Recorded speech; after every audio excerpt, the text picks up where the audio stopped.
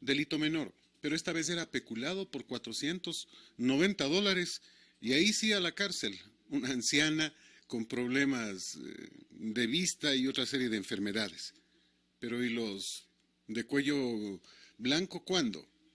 Un saludo cordial, está ya con nosotros y les saludo de la manera más comedida a César Coronel. César, un placer. El día de ayer la Asamblea trabajó sobre un par de temas, ¿no? Bueno, el uno lo dejaron inconcluso como siempre y el otro, violando la ley, lo admitieron.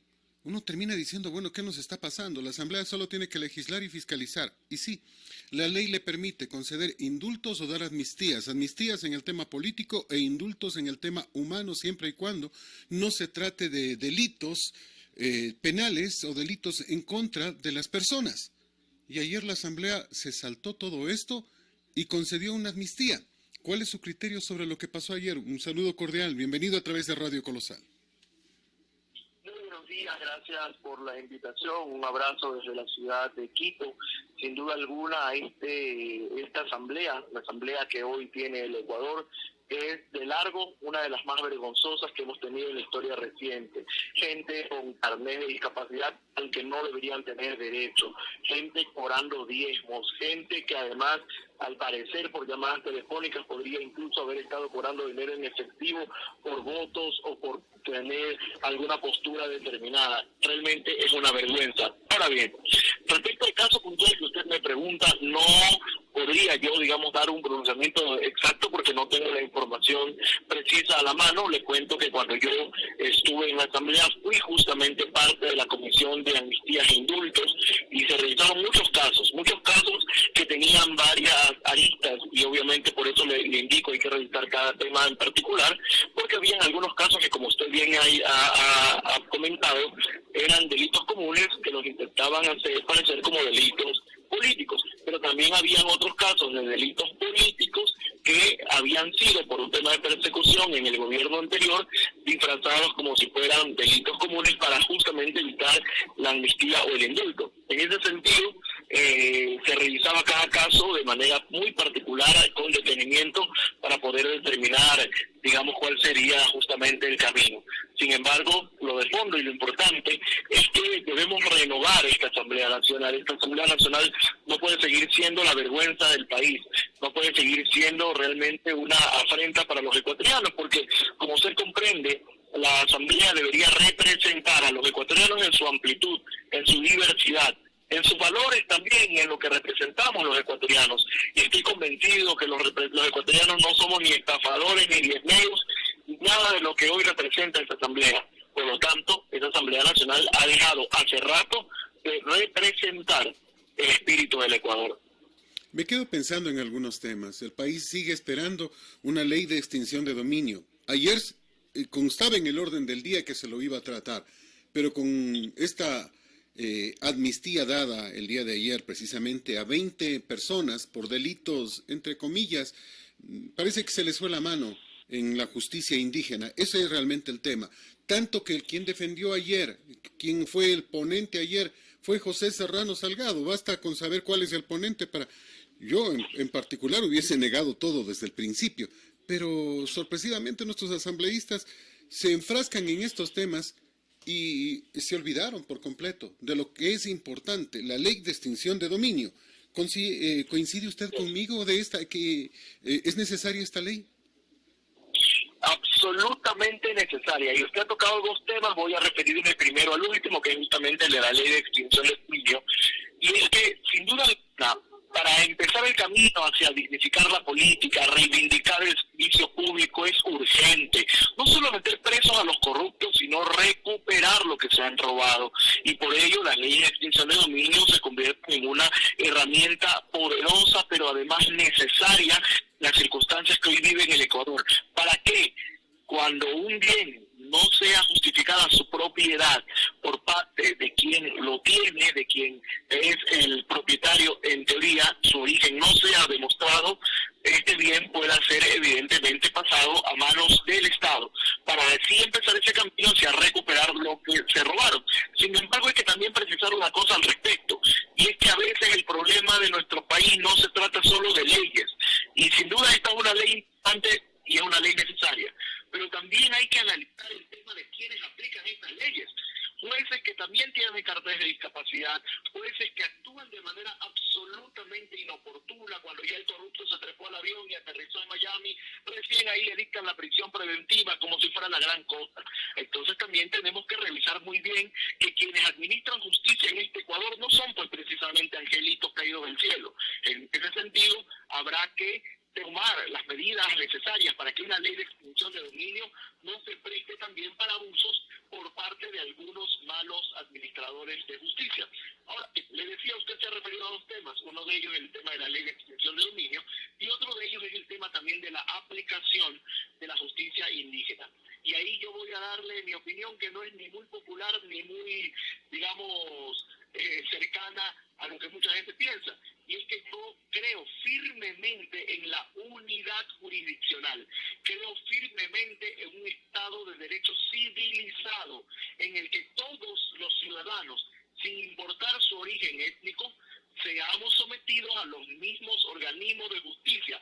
No puede ser posible que los policías y militares tengan un juez, que los ciudadanos de a pie tengamos otro juez, y que los indígenas apliquen de manera absolutamente irregular y absolutamente, a mano propia, un sistema de justicia que no termina de ser muy objetivo y muy claro. En ese sentido, yo creo que es importante esta discusión. La tuvimos en el 2008, recuerdo, en la época de la Constituyente, y yo siempre tuve una postura muy determinante en el sentido de que debemos defender la unidad jurisdiccional, que todos debemos estar sometidos al mismo sistema de leyes y de jueces.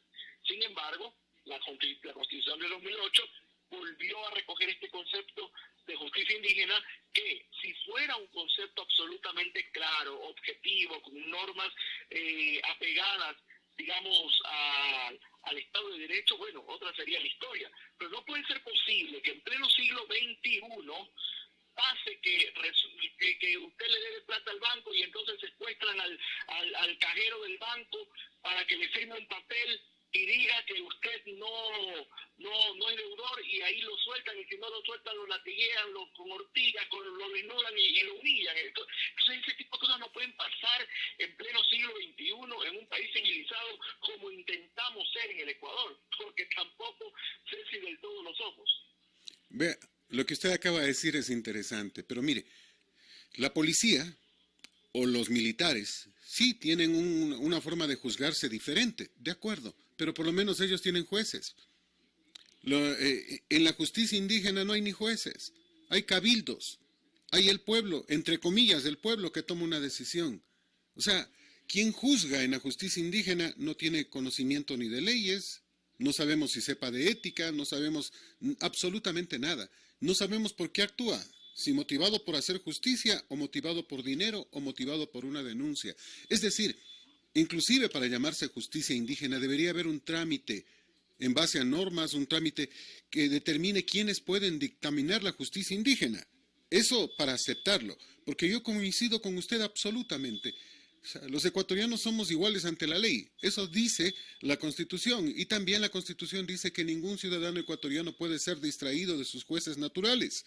Y entonces ¿cómo es que se juzgan de estas maneras diferentes, diversas? ¿Cómo es que se dice juzgue nomás usted en base a la costumbre y a la tradición?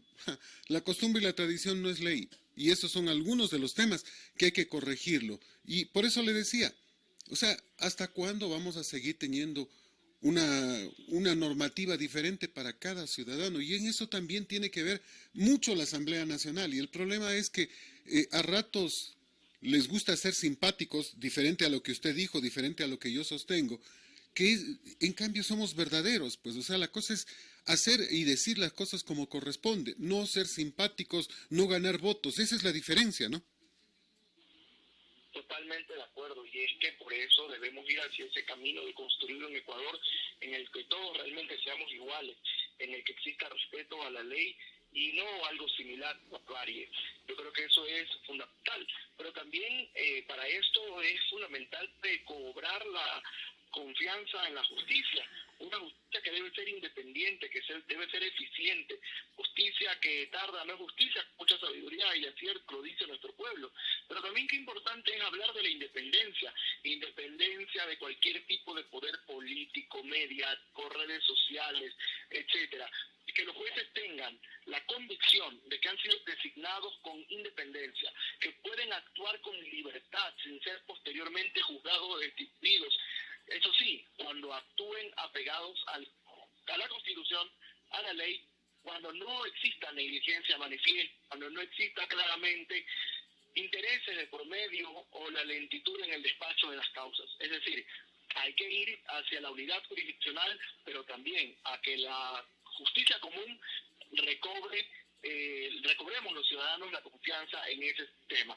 Yo creo que el camino no es sencillo, sin duda alguna, hay muchos pasos por dar y hay muchos temas que tratar, pero lo importante y lo de fondo es justamente que como ciudadanos exijamos al Estado una administración de justicia independiente y eficiente como pasos fundamentales para conseguir una auténtica seguridad jurídica que marca la diferencia entre si una familia puede o no poner la papa en la olla, porque la seguridad jurídica genera inversión, genera empleo, genera certidumbre por parte de quien desea invertir en el Ecuador.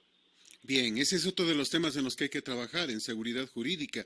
Hay que trabajar además en la actualización de las leyes, por ejemplo, la de trabajo. Es una forma terrible de invitar a que alguien venga a invertir en el país. De esa forma nadie va a venir. Tenemos además el 42.6% en primera instancia de impuestos, los más altos de la región y en dólares. Es decir, si alguien tiene que producir del 100% del precio de un producto, se lleva 42.6. Eso dicen algunos, otros dicen que el Estado se lleva mucho más. Y uno termina diciendo, bueno, ¿y hasta cuándo? Un Estado que pasa a ser prácticamente socio sin poner absolutamente nada. Son algunos de los temas que hay que cambiar para hacer de alguna manera atractivo nuestro país a la inversión extranjera, que es básica y necesaria en el tiempo actual. Totalmente de acuerdo. Y no solamente pasa por cantidad de impuestos, sino por la forma precipitada e improvisada con la que de manera permanente los están cambiando. Es decir, hoy día usted cree que va a pagar tanto y resulta que mañana le cambian y pasado le vuelven a cambiar las reglas del juego. Eso genera incertidumbre, eso genera inseguridad. Y por otro lado, lo que usted también ha mencionado, es tema de poder generar las condiciones para atraer la inversión también en lo que respecta a temas no solo de los impuestos, no solo de la justicia, sino también de la forma de hacer los trámites, de cómo crear un negocio, etcétera. En ese sentido, es muy importante que el Ecuador trate de entender, digamos, como Estado, como ciudadanía, como sociedad, la importancia de tener reglas de juego claras, porque solamente así podemos generar confianza en el mundo y lograr que el mundo invierta en el Ecuador. Si seguimos como estamos, realmente nos estamos aislando y eso no puede seguir sucediendo. Además que el empresario privado no puede seguir siendo visto como un elemento únicamente de tributación. Es decir, hoy estamos hablando también de un tema de anticipo de impuestos en el Ecuador que evidentemente genera preocupación, sobre todo porque las circunstancias que vivimos no son pues las ideales como para producir, como para tener la misma cantidad de ventas de utilidad que se tuvieron el año anterior. Entonces el gobierno debe entender las circunstancias que vive el Ecuador, las circunstancias que viven los emprendedores y los empresarios, pero por supuesto también entender que no hemos salido de esta pandemia, que hay rebrotes en muchas ciudades del Ecuador, que en muchos ya se está pensando incluso de volver a semáforos rojos, se está hablando incluso de la posibilidad de volver al tema del confinamiento total y no parcial como existe ahora. Eso realmente debería generar preocupación, angustia y por supuesto deberían tomarse decisiones al respecto. Y ese es uno de los temas, ¿no? O sea, mire, se dice, no, es que son solo a los grandes empresarios, se dice que son solo 300 millones más o menos, pero son 300 millones que le quitan a la liquidez empresarial, pues. Las grandes empresas apoyan a pequeñas empresas, tienen más gastos, sí, porque son grandes empresas, muchos más gastos. Y hay que ser justos, casi 4 meses se ha paralizado el Ecuador, si no es más tiempo, con este tema de la pandemia, pues. Y hay algo que agregar. Y es que, bueno, fuera pues que uno paga los impuestos o que los anticipa, pierde liquidez, pero claro, sabe que va esto a ser revertido en obras, en beneficios, en temas puntuales que le generen obviamente a los ciudadanos, digamos, satisfacción por justamente tributar. Pero no, lo que vemos es despilfarro, chicos reality que se llevan la plata del IES, vemos todos los días casos nuevos de corrupción, vemos que se llevan la plata de todos los ecuatorianos sin temor ni piedad con el pueblo. Vemos también cómo se despilfarra el dinero de los ecuatorianos en una serie de temas que realmente no son importantes, en una burocracia a veces exagerada en algunos temas. Hay funcionarios que tienen 15 asesores cuando muy bien con 3 o 4 podrían desempeñar su labor. Es decir, hay que ir hacia ese reconocimiento de que hoy los ciudadanos obviamente tributan, pero no ven revertidos esos tributos en beneficios puntuales. Y así también vemos pues cómo en medio de una crisis el dinero de los ecuatorianos se utiliza para pagar a tenedores de deuda. Ese tipo de cosas mientras nuestra abuela, nuestro hermano, nuestro amigo se está muriendo en un hospital porque no tiene acceso a una cama. ¿Cuántos ecuatorianos murieron en las veredas justamente por la imposibilidad de conseguir una cama de cuidados intensivos? Y esto sigue pasando. Sí, es verdad, y sigue pasando. Y me quedo preocupado, pero no sé si sería conveniente sugerir que la Asamblea haga una ley. O sea, hemos hablado de la una parte, del gobierno que cobra impuestos anticipados, pero lo más importante, ¿podía Correa dejar vendido el petróleo hasta el 2024, cuando él fue presidente hasta el 2017?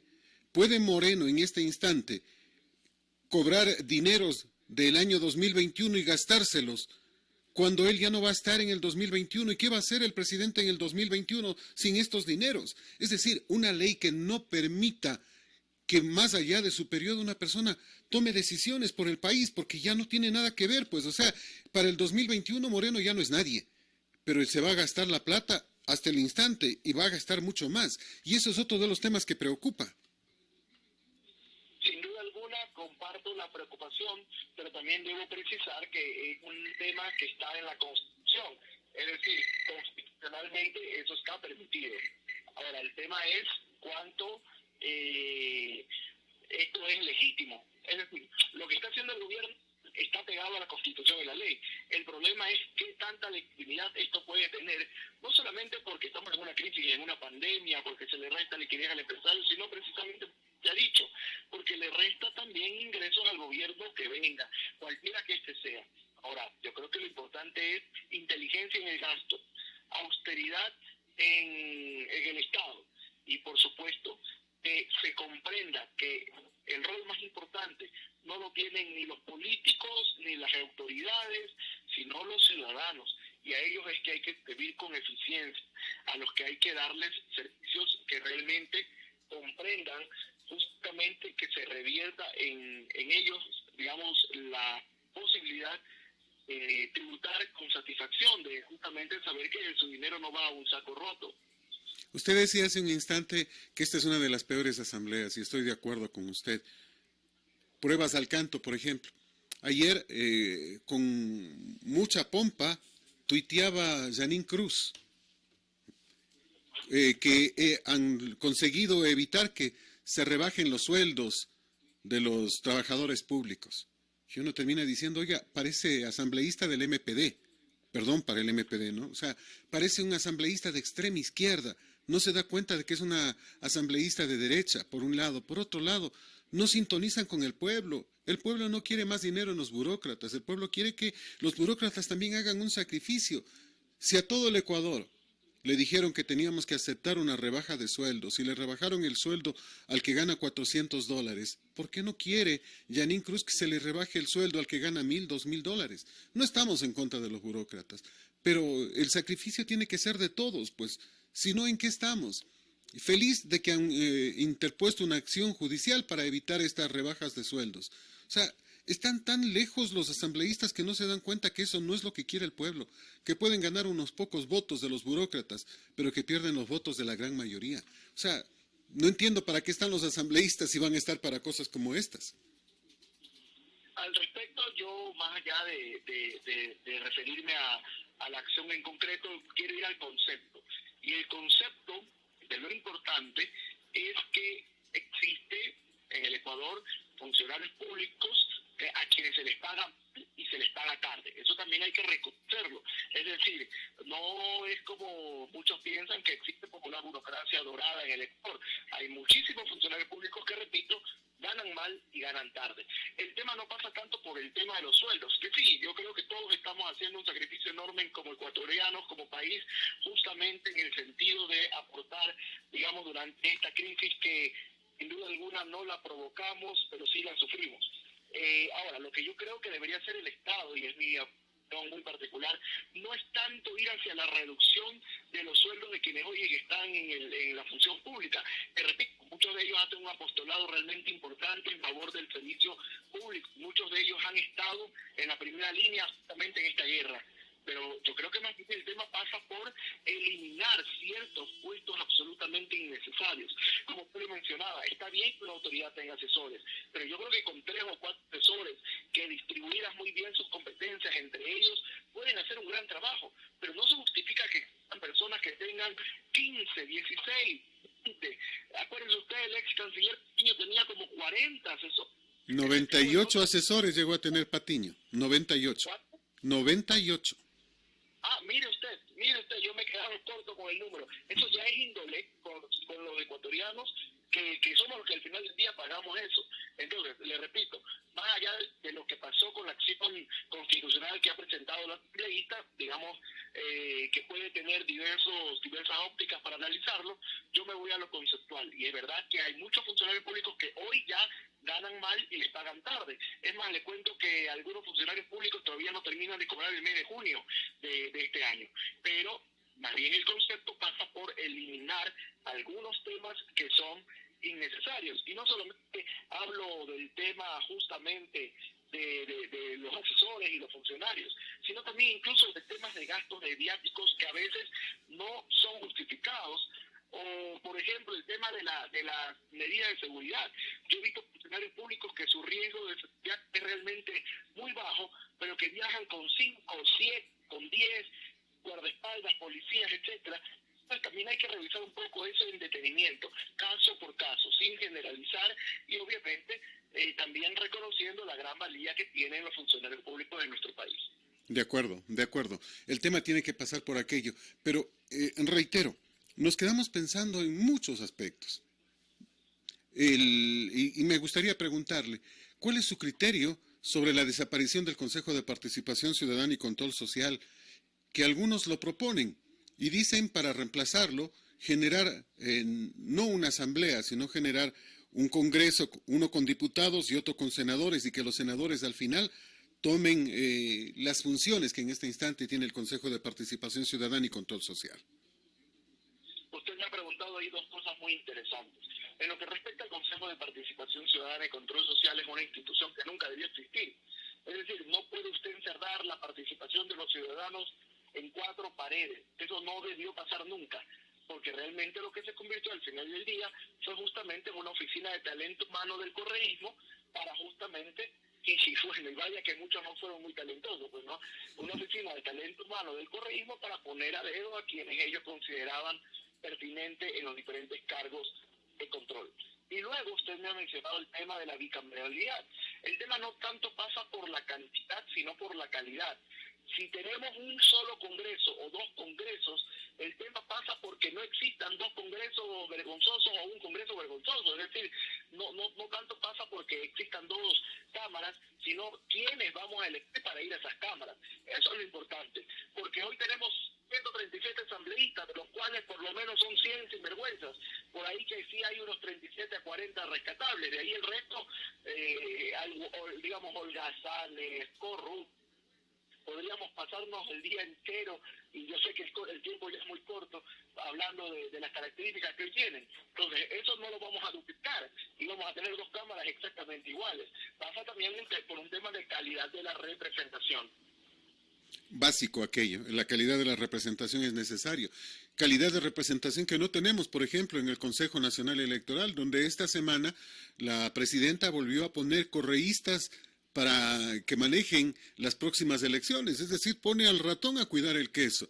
Para completar, ayer votando 2 veces, que por la ley lo permite cuando hay empate, ella elimina al partido de Álvaro Noboa y Alvarito empieza diciendo entonces que en las próximas elecciones ya hay fraude de entrada. O sea, es algo que ya se temía y que generaba preocupación. ¿Cuál es su concepto al respecto de lo que pasa en el Consejo Nacional Electoral? Yo, como siempre, le digo, trato de no referirme a las personas, sino a los conceptos, y en lo conceptual, el Consejo Nacional Electoral tiene una deuda pendiente con los ecuatorianos. Y ojo, no hablo de este Consejo únicamente, hablo del Consejo como institución. Cobrar la confianza que debemos tener los ecuatorianos en el árbitro, que es al final del día el que cuenta los goles, en este caso el que cuenta los votos. En ese sentido, es indispensable, es urgente que el Consejo Nacional Electoral con medidas acertadas, concretas y puntuales, busque recobrar la confianza de los ciudadanos, que sepamos que nuestra voluntad expresada en las urnas se verá reflejada en los resultados finales. Y eso es urgente, eso es muy importante.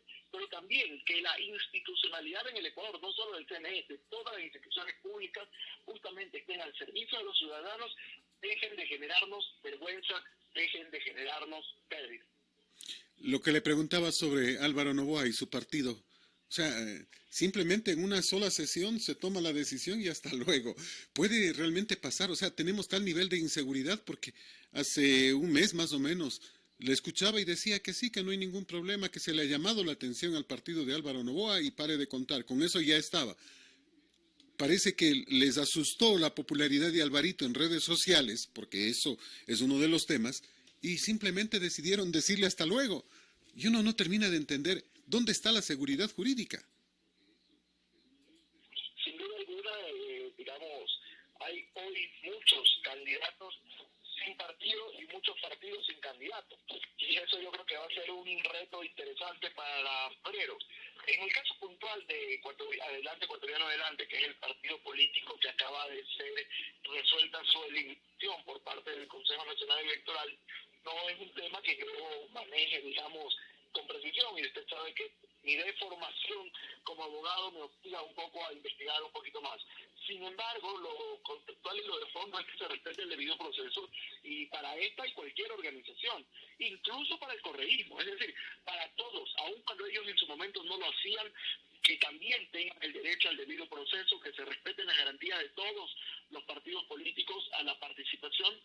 Pero eso sí, si alguno no ha cumplido con requisitos, o si ha cometido fraude, o si ha generado algún tipo de situación reñida con la ley, evidentemente esto deberá ser sancionado conforme la ley disponga. Y si la sanción es la eliminación del partido, pues que así sea. Sorprendió el apoyo masivo de Álvaro Noboa en redes sociales, ¿no? O sea, a Álvaro ahora ya lo alejan de lo político y la gente dice, ahora queremos un empresario, alguien que sea diferente. Es como usted decía desde hace momentos, esta molestia, este divorcio con los políticos, este no querer saber nada de la política del Ecuador, que hace que esto que se ha convertido en una tendencia de la noche a la mañana y en una sorpresa. Si alguien decía hace, no sé, un año que Álvaro Noboa iba a ser candidato, alguien hubiese dicho, sí, otra vez candidato, no pasa nada. Pero, no sé, la espontaneidad en redes sociales, no de Álvaro Noboa siquiera, sino de la gente, lo convoca y lo pone ahora, de acuerdo a varias encuestas, en los primeros lugares y en un candidato al que hay que tomar en cuenta, cosa que no pasaba hace 6 meses, ¿no? O sea, esa es la volatilidad y la facilidad de cambio de criterio de la opinión de la gente en Ecuador, sobre todo por la decepción que han generado los políticos. Yo tengo 32 años de edad. Y en estos 32 años he visto tantas cosas que realmente poco hoy me sorprende cualquier hecho de la política. Ahora, evidentemente en este país no hablemos de un año, no hablemos de 6 meses, no hablemos ni siquiera de un mes o una semana. En horas puede cambiar en este país totalmente el mapa electoral, el mapa político, las preferencias, los temas incluso que se tratan. Es decir, en este país, predecir lo que va a pasar de aquí en adelante es, por decirlo menos, arriesgado.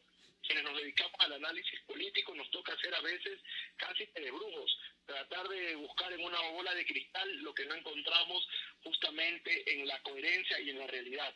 Si nuestros políticos fueran un poquito más coherentes, si nuestra política fuera un poquito más predecible, otro sería el cantar. Pero lamentablemente aquí cada día pasa algo nuevo. Y el escándalo de corrupción, digamos, más grave de esta semana, seguramente será superado por el escándalo de corrupción más grave de la semana siguiente. Me quedo pensando en aquello, sí, es una verdad. Como usted decía, todo cambia en horas. Recuerdo el jueves de la semana pasada, la principal candidata para la vicepresidencia de la República era María Paula Romo. Tenía dificultad para conseguir los votos, pero ella era la candidata. Y ella era la que aparentemente iba a ser elegida vicepresidenta.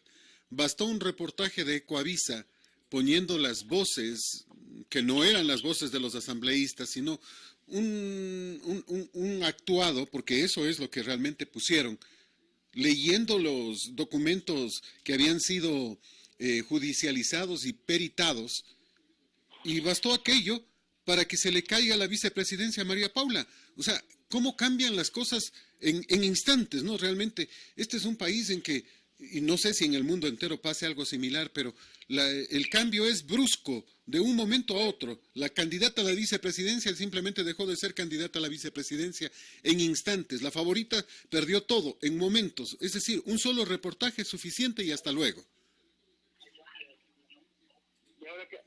Sí, sin duda alguna es un tema, como le digo, la política de nuestro país es totalmente impredecible.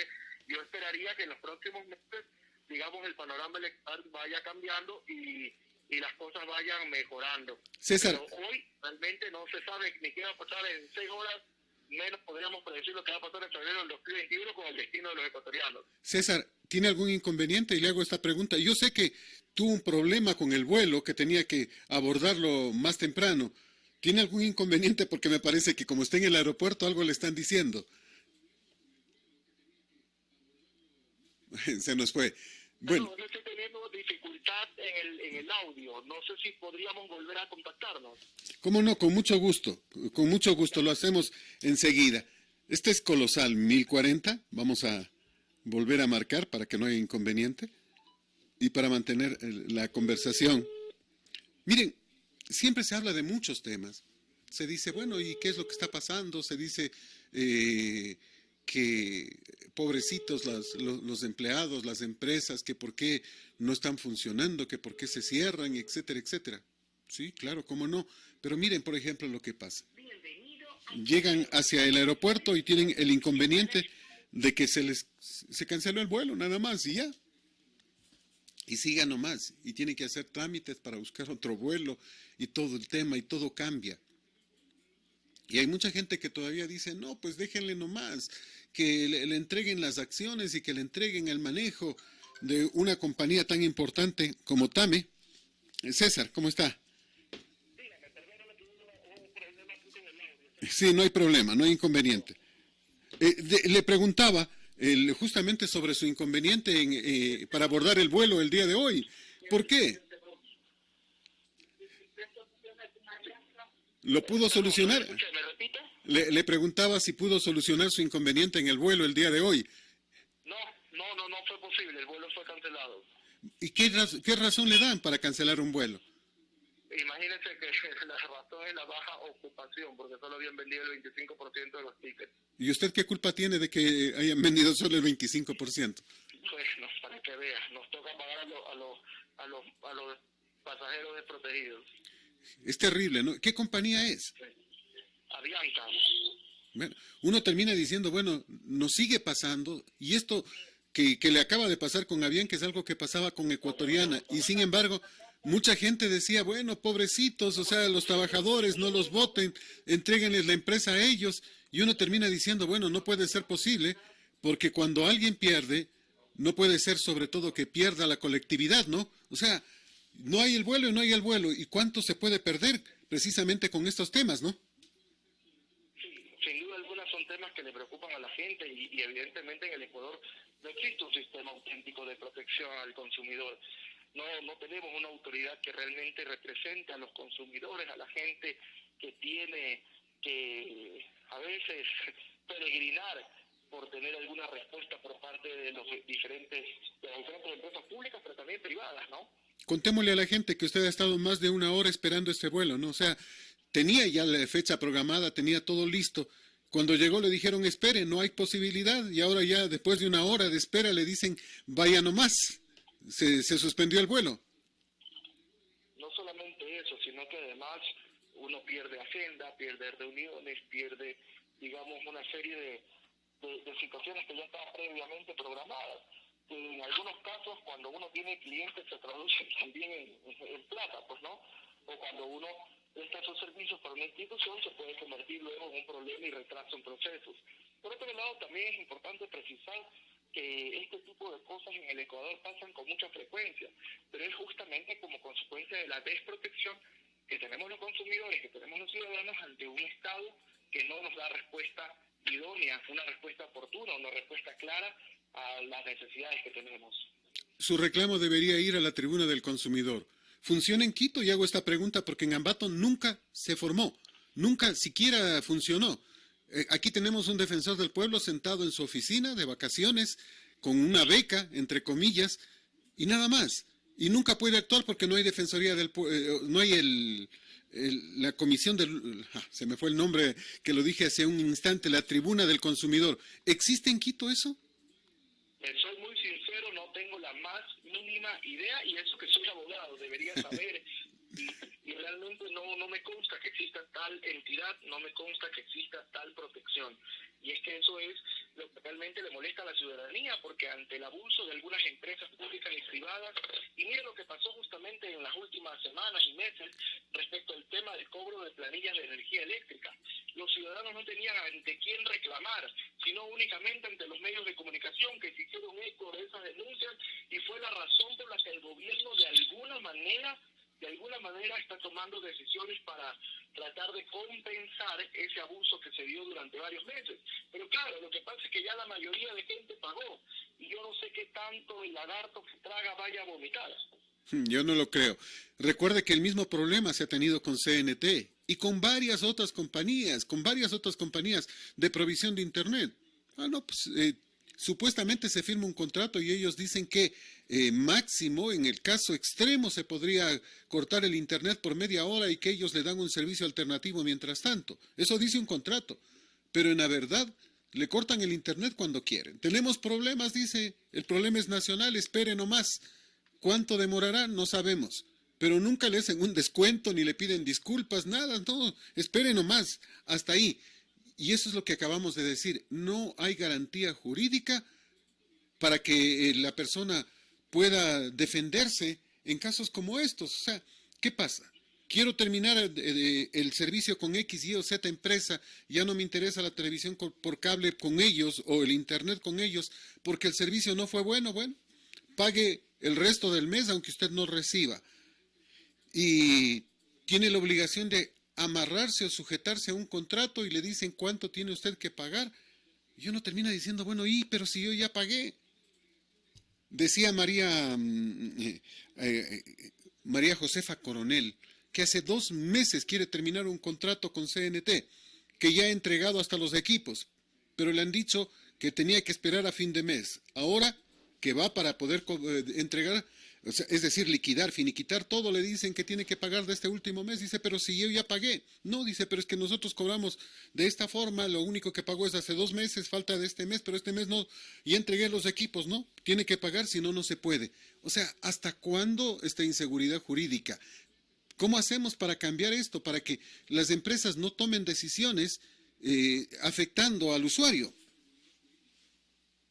Es que más allá de eso, más allá de las decisiones que toman las empresas, hay que entender justamente lo de fondo. ¿Por qué estas empresas abusan?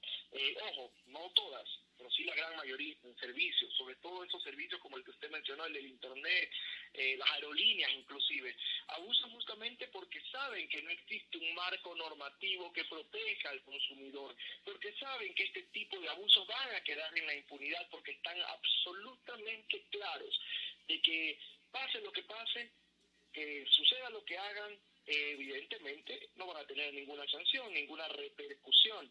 Y a veces algunas autoridades, y no voy a referirme a ningún nombre en particular, pero de algunas autoridades se convierten simplemente en un saludo a la bandera. Y es verdad, ¿no? Y es verdad. Y eso es lo que se decía. Ese saludo a la bandera que simplemente termina siendo impunidad y termina siendo una piedra en la que choca la gente. ¿Para qué voy a denunciar? Dicen muchos. Si al final voy a gastar más, no voy a conseguir nada y simplemente será una pérdida de tiempo y dinero.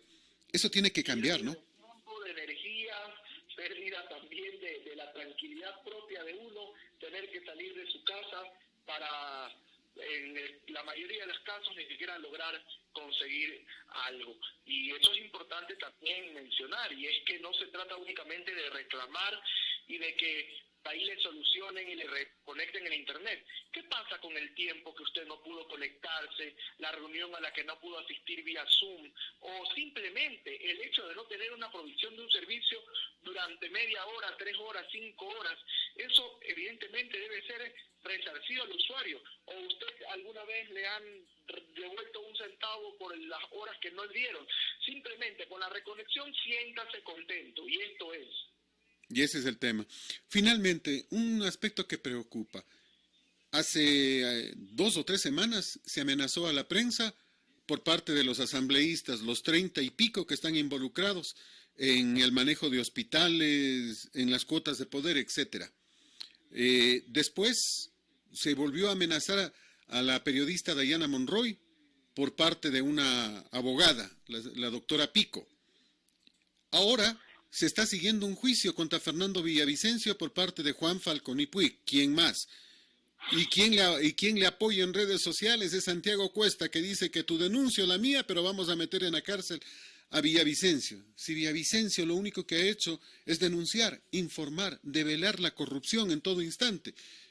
Por ejemplo, allí, la Asamblea debería actuar, garantizándole una, ¿cómo se podría decir? Una inmunidad, no sé si es correcta la palabra, pero garantizando que Villavicencio, que ha hecho tanto bien con sus investigaciones en favor del Ecuador, no pueda ser asustado por estos señorones llenos de plata que no se sabe de qué manera están. Bueno, se presume que viene de parte de la corrupción. O sea, felices los dos y feliz el de Bélgica que ría mandíbula batiente viendo cómo persiguen al periodista que lo ha denunciado.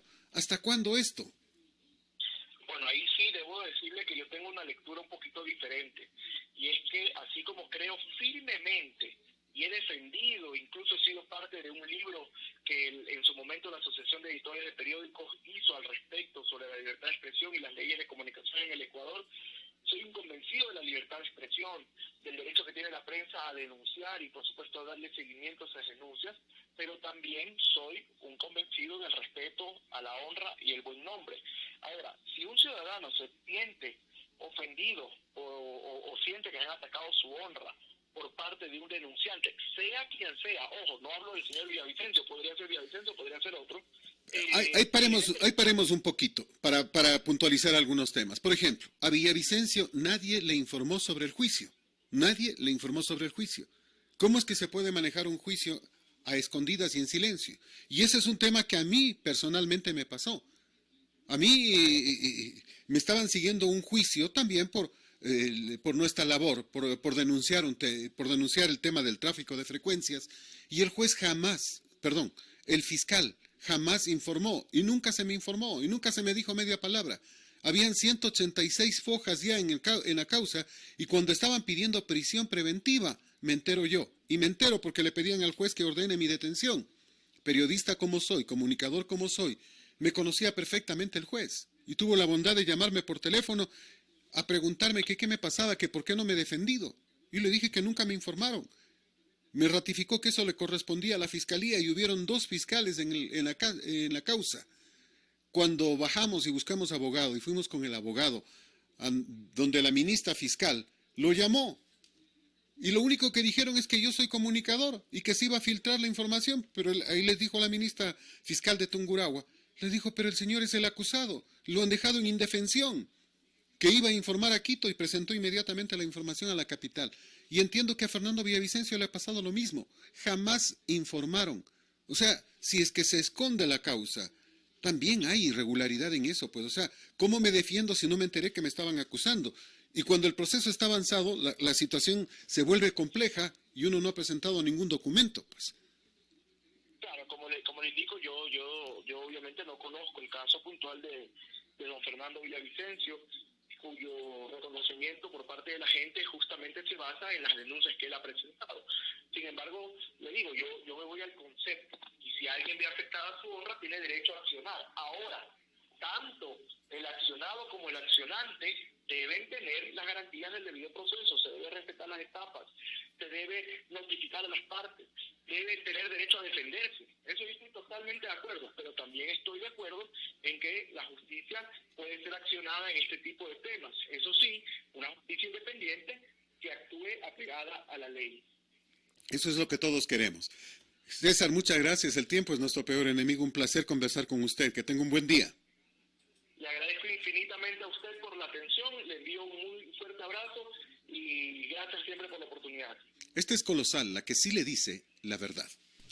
Les invitamos a escuchar más noticias al mediodía a través de Radio Colosal en 1000.40 y en Colosal Estéreo HD en www.radiocolosal.com para Ecuador y para el mundo.